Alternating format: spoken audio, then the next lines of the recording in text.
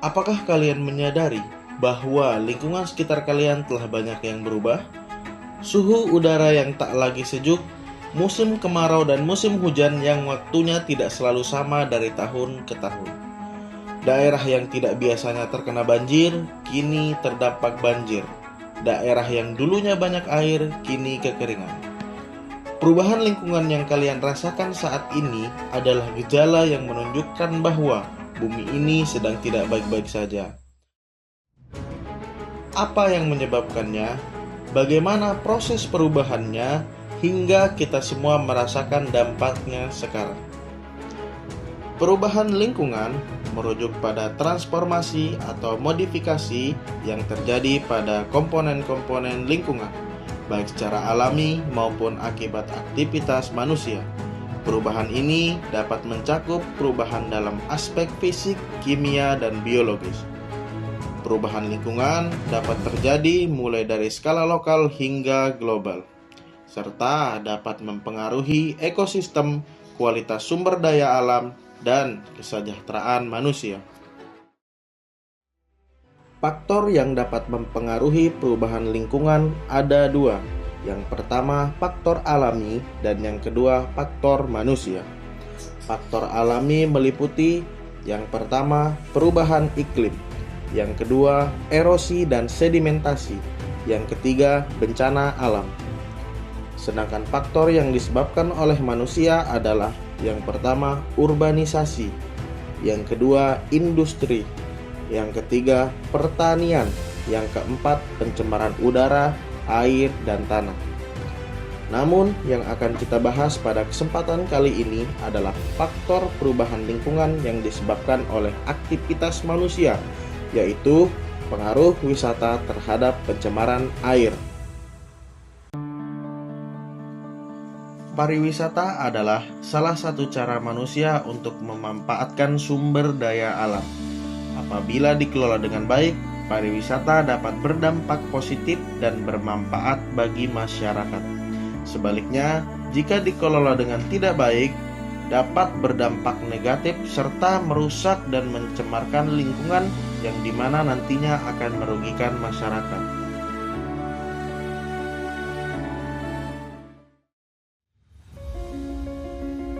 Pencemaran air adalah proses masuknya zat-zat berbahaya atau polutan ke dalam sumber air, seperti sungai, danau, laut, atau air tanah. Hal tersebut dapat menyebabkan perubahan kualitas air dan mengurangi kemampuannya untuk mendukung kehidupan dan fungsi ekosistemnya. Untuk mengetahui bahwa di suatu perairan terjadi pencemaran atau tidak, perlu adanya uji kualitas air.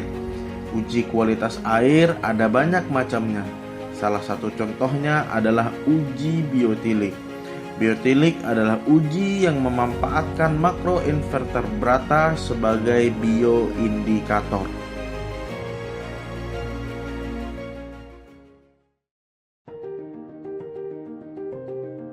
Adapun faktor yang dapat mempengaruhi kualitas air, salah satunya adalah aktivitas yang dilakukan oleh manusia di sekitar daerah perairan.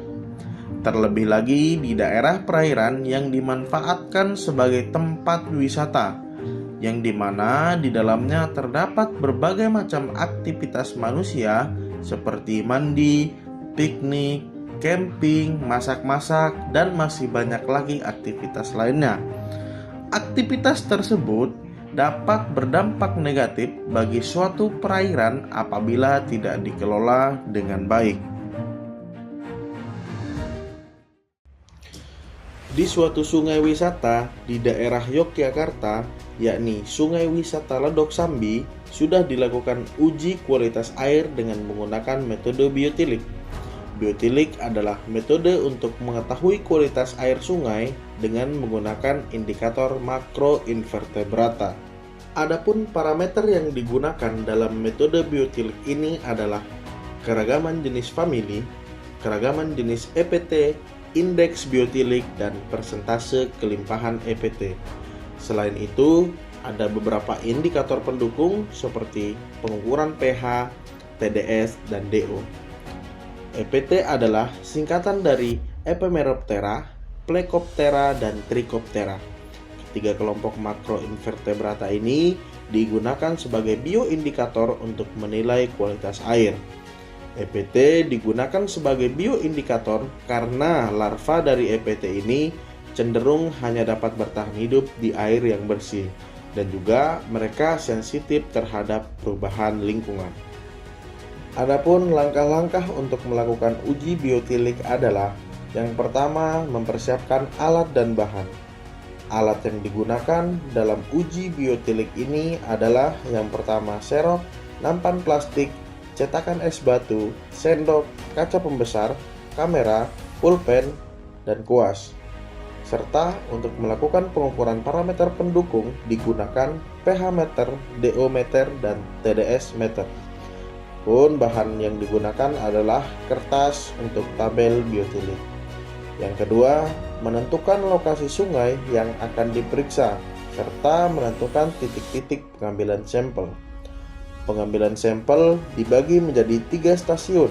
Stasiun pertama berada di sebelum area wisata, stasiun kedua berada di lokasi wisata, sedangkan stasiun ketiga berada setelah sungai wisata.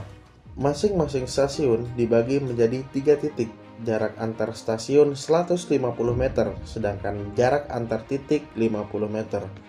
Pengambilan sampel dilakukan 2 kali, yakni pada saat jumlah pengunjung sedang ramai dan saat jumlah pengunjung tidak terlalu ramai. Pengambilan sampel dimulai dari titik yang paling hilir dan diakhiri pada titik yang paling hulu. Seluruh titik yang sudah ditentukan akan mendapatkan perlakuan yang sama, yakni dilakukan pengambilan sampel makroinvertebrata yang berjumlah minimal 100 individu. Selanjutnya, pengukuran pH, TDS, dan DO. Pengambilan sampel makroinvertebrata akan dilakukan menggunakan 2 teknik, yakni teknik kicking dan teknik jabbing. Teknik kicking akan dilakukan di sungai yang dangkal dan teknik jabbing akan dilakukan di aliran sungai yang agak dalam.